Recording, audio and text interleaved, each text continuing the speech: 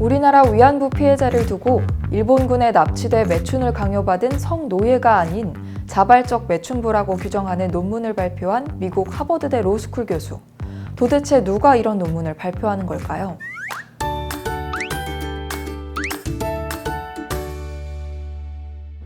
일본 정부가 매춘을 강제한 것이 아닌 이해관계를 충족하는 계약을 맺었다. 조선인 위안부와 일본인 위안부는 모두 공인된 매춘부이며 일의 위험이 크다는 점을 인정받아 계약 기간은 2년으로 짧았으며 높은 보수를 받았다. 하버드대 마크 램지어 교수의 논문 일부분입니다. 일본군 위안부 피해자들을 자신의 의지에 따라 계약을 맺고 일하며 원하면 일을 그만둘 수 있었던 것처럼 묘사한 이 억지 주장들이 실린 논문이 세계인들의 비난을 사고 있는데요.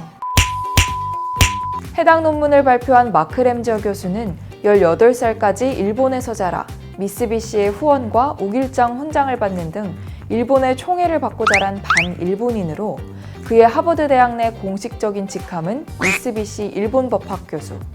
전범 기업인 미쓰비시가 1970년대 하버드에 $1,000,000를 기부하며 따낸 석좌 교수 자리가 1998년 정식 교수로 승격되면서 램지어 교수가 첫 수혜자가 된 것입니다. 이런 배경 때문일까요? 하버드의 명예마저 실추시키는 논문을 작성한 램지어 교수. 하버드 박하우 총장은 학문의 자유라며 두둔하는 반응을 보였지만 학생들과 동료 교수들 모두 경악을 금치 못하는 분위기라고 합니다. 문제는 이것뿐만이 아닌데요. 그동안 3.1운동과 같은 항일운동을 테러리즘으로 규정하며 폭력적인 운동이었다고 주장했고 간토 대지진의 조선인 학살도 부정한 것으로 확인됐습니다.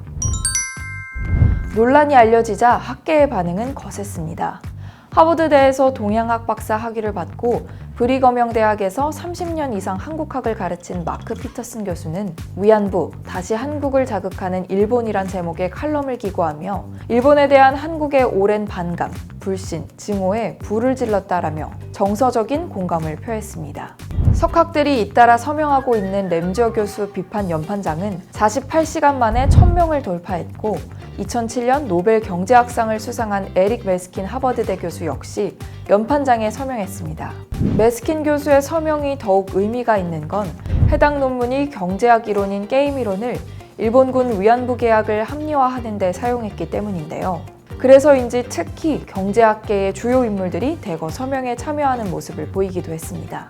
또 세계 3대 출판사 중 하나인 독일의 스프링거는 홈페이지에 지난해 발표했던 램지어 교수의 제1교포 폄훼 논문에 대한 경고문을 실으며 논문 내용에 대해 문제가 제기됐다며 독자들의 주의를 당부하는 등 역사적 사실을 왜곡하고 근거가 없는 것으로 확인될 경우에는 논문 취소 조치까지 고려될 것임을 내보였습니다. 한편 하버드대학교의 한국사학 카터 에커티 교수는 동료 하버드 역사 교수인 앤드류 고든 교수와 함께 램지어 교수의 주장에 반박하는 내용의 저널을 준비하고 있다고 알려졌는데요. 하버드 대학교 동료 교수들부터 정치권까지 세계적인 공개 비판이 거세지자 램지어 교수는 본인의 오류를 인정했습니다. 사실 매춘 계약서는 발견하지 못했다며 한국과 일본 등에서 본인의 주장의 지지자를 확인하려는 시도였다고 말하며 본인의 실수를 인정했습니다. 실제로 이들이 주장하고 있는 내용은 일본 극우 세력이 오래전부터 주장하던 내용과 일맥상통하는데요. 많은 한인단체들은 세계의 이목이 쏠린 만큼 이번 일을 쉽게 넘기지 않겠다는 분명한 태도를 취하고 있습니다.